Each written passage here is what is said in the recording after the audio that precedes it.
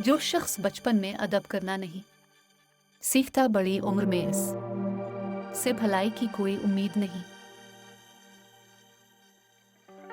जो शख्स अपने से ज्यादा ताकतवर इंसान से जोर आजमाई करता है, वो अपने आप को तबाह करने में मद गिरता है। अंसानून के रिस्क में तंगी की वजूहात, दस्तरखान पर बेजा गुफ्तगू करना और नमाज तर्क करना है।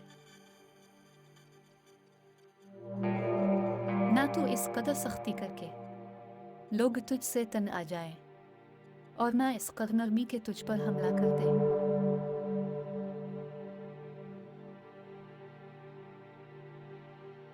सब दाना आहे का इस पर इत्तेफाक है कि हक शनास कुत्ता ना शुक्रगुजार इंसान से बेहतर है।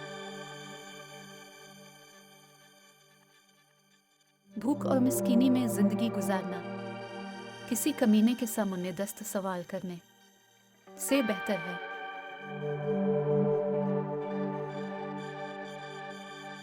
दोस्त वो है जो दोस्त का हाथ परेशानी की हालत में पकड़ता है।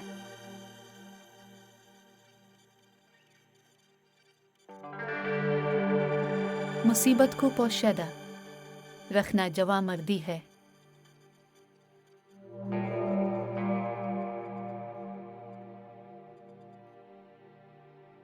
अच्छी आदत की मालिका औरत अगर फकीर के घर भी हो तो उसे बादशाह बना देती है।